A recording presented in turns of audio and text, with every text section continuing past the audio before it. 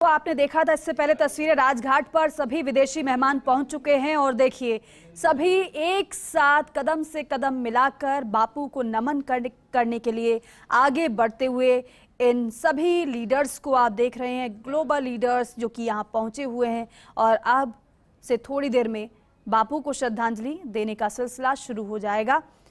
सभी लीडर्स पहुंच चुके हैं, सभी को प्रधानमंत्री ने रिसीव किया और आप देखिए किस तरीके से प्रधानमंत्री नरेंद्र मोदी ने जब इन्हें रिसीव किया तो एक खादी का जो पटका इनके गले में आपको नजर आ रहा है।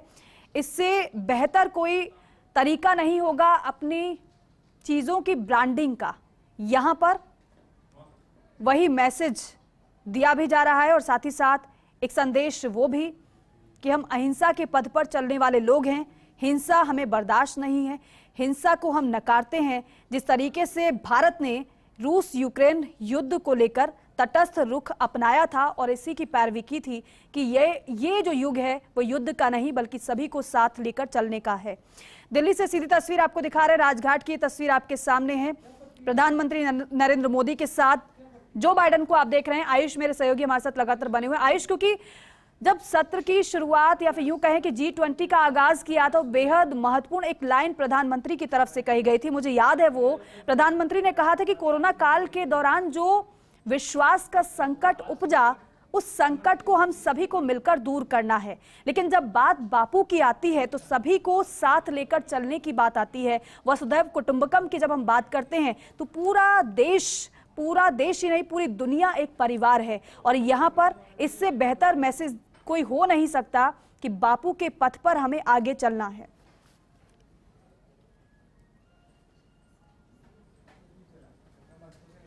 बिल्कुल दीपिका, उस ट्रस्ट डेफिसिट को इंडिया ने खत्म करने की पूरी कोशिश की है और कामयाब कोशिश की है।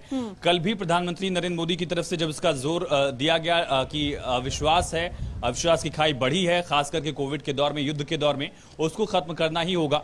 उसके बाद हमने देखा कि किस तरह से पहले ही दिन इंडिया ने तमाम डिक्लेरेशंस पर एक सहमति जताई। तमाम देशों ने दरअसल इंडिया के न्यू दिल्ली डिक्लेरेशन पर सहमति जताई और पहले ही दिन डिक्लेरेशन में कोई दिक्कत नहीं आई। वरना हमने देखा है कि G20 की जो बैठकें रही हैं, शीर्ष सम्मेलन रहा है, उसमें शिखर सम्मेलन में डिक्लेरेशंस को लेकर कई बार तनाव की स्थिति होती है। कई बार सेकेंड डे जो है, फाइनल डे है, वहां तक भी डिक्लेरेशंस खिंच जाते हैं, तब तक मंजूर नहीं होते। लेकिन इंडिया की तरफ से ऐसा कोई भी टैकल या चैलेंज नहीं देखा हमने और उसमें बड़ा रोल, चाहे वो विदेश मंत्री एस जयशंकर की बात की जाए जो लगातार इस कूटनीतिक पहलू पर काम करते रहे, या फिर G20 में जो शेरपा हैं भारत की तरफ से अमिताभ कांत, उन्होंने भी बहुत अच्छे से इसको हैंडल किया, उनकी भी तारीफ करनी होगी।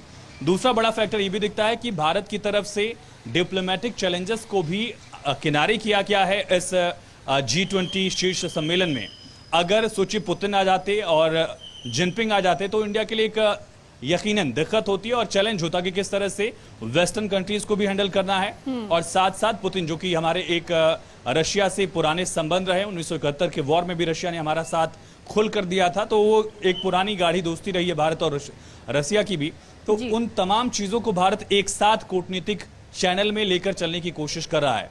भारत रशिया से भी बेहतर संबंध बना रहा है। भारत अमेरिका के साथ किस तरह से, इस तस्वीर को भी देखिए, जो बाइडेन और प्रधानमंत्री मोदी आगे आगे चल रहे थे और पीछे जो हैं तमाम राष्ट्राध्यक्ष थे। इन तस्वीरों के भी मायने हैं कि भारत अब लीडिंग पोजीशन में है वर्ल्ड डिप्लोमेसी में और वर्ल्ड पॉलिटिक्स में भी, और उन पावर्स का असर भी देखा जा सकता है कि किस तरह से प्रधानमंत्री नरेंद्र मोदी जो बाइडेन के साथ इतने कंफर्टेबल होकर वो बात कर रहे थे और खुद जो बाइडेन भी उसको लेकर एनर्जेटिक दिखे। कल की तस्वीर में हमने देखा कि किस तरह से जैसे ही उन्होंने प्रधानमंत्री नरेंद्र मोदी को देखा तो उन्होंने सलूट किया दूर से ही। इसके पहले G7 की बैठक में भी खुद वो प्रधानमंत्री तक पहुंचे थे मिलने के लिए।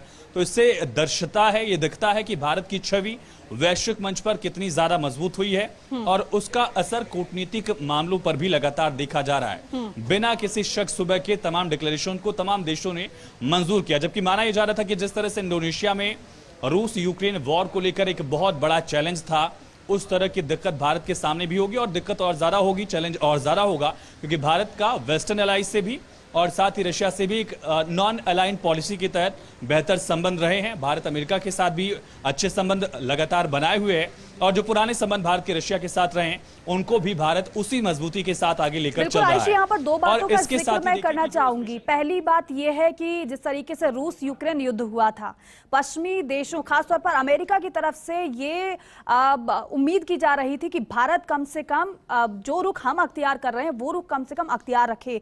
लेकिन जिस तरीके से भारत ने अपनी कूटनीति अपनाई और रूस से बिना कोई रिश्ता तोड़े लगातार भारत आगे बढ़ता रहा, फिर चाहे वो क्रूड ऑयल की बात हो या फिर अन्य मुद्दे हो। दूसरा यह है कि जब ब्रिटेन के प्रधानमंत्री पहुंचे तो उन्होंने एक बात कहा कि सही समय पर सही देश G20 की अध्यक्षता कर रहा है। इन दोनों ही बातों के बहुत ज्यादा मायने हो जाते हैं, क्योंकि दूसरे देश भी समझ रहे हैं कि अगर सभी देशों को एक साथ लाना, एक मंच पर लाना है, साझेदारी करनी है, तो वो भारत कर सकता है।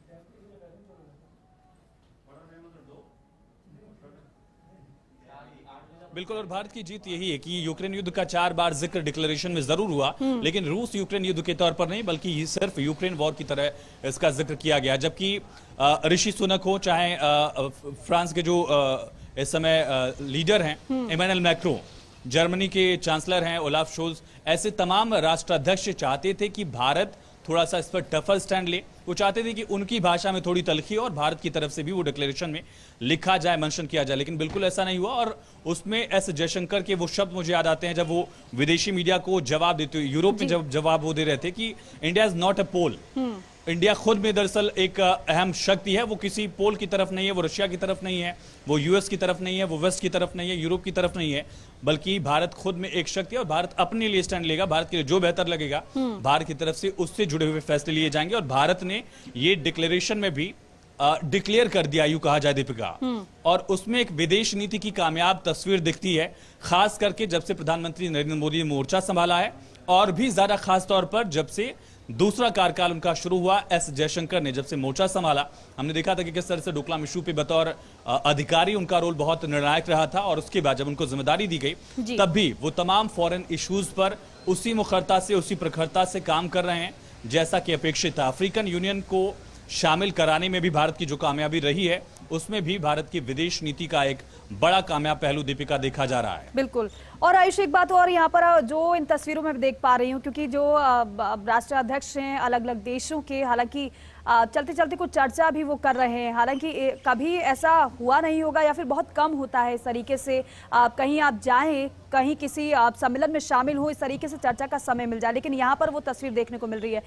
आयुष, क्योंकि अब श्रद्धांजलि तो दे दी गई है, फिलहाल ये सभी जो नेता हैं वो बाहर निकल रहे हैं, तो अब क्या सीधे ये निकलेंगे यहाँ से? अभी क्या कार्यक्रम इनका रहने वाला है, कुछ अगर इस बारे में जानकारी मिल पा रही हो तो?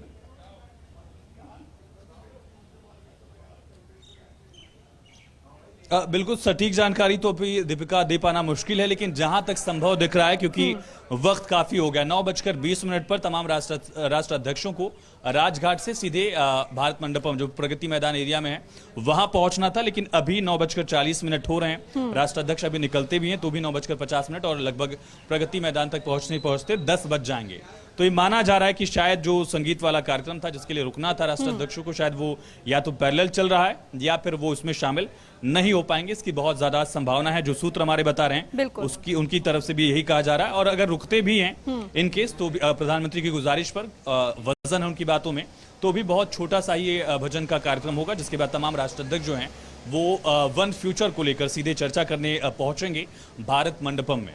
बिल्कुल, ये तस्वीर आपको दिखा रहे, देखिए बेहद महत्वपूर्ण है, क्योंकि जो बाइडेन, प्रधानमंत्री नरेंद्र मोदी और ब्रिटेन के प्रधानमंत्री ऋषि सुनक को आप देख रहे हैं, जो कि अब बाहर यहां से निकल रहे हैं। और जिस तरीके से हम आपको लगातार बता रहे हैं कि अब क्योंकि सेशन की शुरुआत भी होनी है, थोड़ा डिले हुआ है यहां पर पहुंचने में, इसलिए सभी लीडर्स भारत मंडपम के लीडर्स लाउंज में पहुंचेंगे। हालांकि अब देखना होगा कि क्या जिस संगीत की बात कही जा रही है वो सुनने का समय होता है या फिर नहीं, या फिर सीधे लीडर्स लाउंज पहुंचेंगे सभी लीडर्स, ये देखने वाली बात होगी फिलहाल।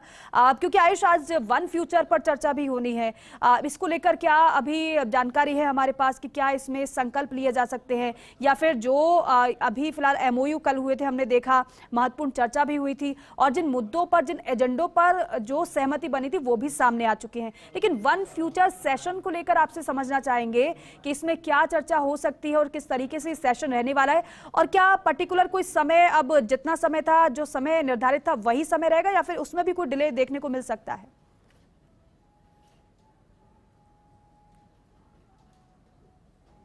देखिए, अभी तक जो निर्धारित कार्यक्रम था उसमें थोड़ी सी देरी जरूर हुई है, लेकिन कार्यक्रम का जो पूरा खाका है लगभग वही रहने वाला है। और वन फ्यूचर की अगर बात की जाए तो मेन तौर पर जब 1999 में शुरू हुआ था ये जी ग्रुप्स का कार्यक्रम जो है, उस वक्त कोशिश ये थी कि सिर्फ फाइनेंशियल मुद्दों पर बात हो, और उस वक्त सिर्फ फाइनेंस मिनिस्टर जो हैं अलग अलग देशों के वो बैठक किया करते थे। लेकिन जैसे जैसे हम डिप्रेशन के वक्त में पहुंचे 2008 के, तब से ये कोशिश हुई कि राष्ट्राध्यक्षों के मिलने का सिलसिला भी शुरू हो गया, और उसके बाद सिर्फ फाइनेंस नहीं बल्कि बाकी मुद्दों पर भी बात हुई। वित्त से जो मुद्दा था वो विकास के आयाम तक पहुंचा, और उसके बाद हाल के कुछ वर्षों में जिस तरह से ग्लोबल वार्मिंग एक बहुत बड़ा मुद्दा वैश्विक मंच पर बनता हुआ दिखा, उसके बाद क्लाइमेट चेंज को लेकर भी इस तरह के ग्रुप्स की बैठकों में बातचीत हुई है। इंडोनेशिया में भी इसको लेकर रेजोल्यूशन में डिक्लेरेशन था, उसके पहले की भी जो बैठकें रही हैं उसमें भी, और भारत की तरफ से भी इसको लेकर कोशिश ये की जा रही है कि क्लाइमेट चेंज जो है उसमें तमाम देश अपना योगदान दें। हालांकि एक बड़ा एक डिवाइड दिखता है, जो ग्लोबल साउथ की बात की जाए, ग्लोबल साउथ और वेस्टर्न कंट्रीज में जो डेवलप्ड नेशंस हैं उनकी तरफ से वो रोल नहीं निभाया जा रहा जिसकी उम्मीद की जा रही थी डेवलपिंग और अंडर डेवलप्ड नेशंस की तरफ से। और कल भी एक अहम समझौता दरअसल हुआ जहां बायोफ्यूल को लेकर बात की गई है। भारत, इटली और यूएस की तरफ से तमाम देश बायोफ्यूल को लेकर आगे बढ़ेंगे और 20% एथेनॉल का मिक्स किया जाएगा पेट्रोल में। तो ये भी कोशिश है कि जिस तरह से नॉन रिन्यूएबल एनर्जी जो है, जिसको हम दोबारा यूज नहीं कर सकते हैं, चाहे वो कोयला हो, पेट्रोल हो, पेट्रोलियम पदार्थ हो, उनके यूज को कम किया जाए। और भारत ने उसमें बहुत बड़ा एक आयाम स्थापित किया है। चाहे मेट्रो, दिल्ली मेट्रो की तस्वीरें हम देख पा रहे हैं, यहां से भी दिल्ली मेट्रो जो है वो पूरी तरह से सोलर एनर्जी पर चलती है। इसी तरह से भारत की कोशिश ये है कि इलेक्ट्रिक व्हीकल्स को भी और ज्यादा बढ़ावा मिले। उसके लिए केंद्र सरकार की तरफ से सब्सिडी दी जाती है, राज्य सरकारों की तरफ से सब्सिडी दी जाती है, ताकि रिन्यूएबल एनर्जी में और ज्यादा हम बढ़े। हालांकि एक डिवाइड रहा है इस G20 के मंच पर भी, और उस तरह से एक्सपेक्टेशन जिस तरह से बाकी देशों की थी, खास करके डेवलपिंग नेशंस की, उस तरह से बाकी देशों की तरफ से एक अमाउंट दिया जाना था जिसको लेकर अब तक सहमति नहीं बन पाई। तो वन फ्यूचर में इसको लेकर यकीनन बात की जाएगी कि किस तरह से हम अपना भविष्य सिक्योर कर पाएं और आने वाली जो जनरेशन है उनको शुद्ध हवा, शुद्ध वातावरण मिले। ये एक बड़ा चैलेंज दिखता है जिसको लेकर यकीनन भारत भी कोशिश कर रहा है, और तमाम देशों की तरफ से भी इसको लेकर अगर प्रयास किए जाते हैं तो शायद इस पर एक सार्थक चर्चा होने की पूरी उम्मीद दीपिका की जा रही है। बिल्कुल, और इस पर हर किसी की नजर भी रहेगी आयुष, क्योंकि वित्त मंत्री ने कल कहा भी था कि कोई देश छूट ना जाए, इस पर भी खास फोकस हमारा रहेगा। और उसी तरीके से मुद्दों को हमने उठाया भी है कि जो देश आर्थिक, अगर तंगी की बात की जाए, आर्थिक बोझ के तले दबे हुए हैं, उनको किस तरीके से उस कर्ज से उबारा जाए, इसको लेकर भी चर्चा हम लगातार कर रहे हैं। लेकिन आयुष, इसके अलावा अगर आज की बात की जाए, कल की तस्वीरें बेहद अहम थी, लेकिन आज कौन सी बड़ी तस्वीर निकलकर सामने आ सकती है, क्योंकि आज आखिरी दिन भी है और बेहद अहम रहेगा जब ब्राजील को अध्यक्षता भारत सौंपेगा।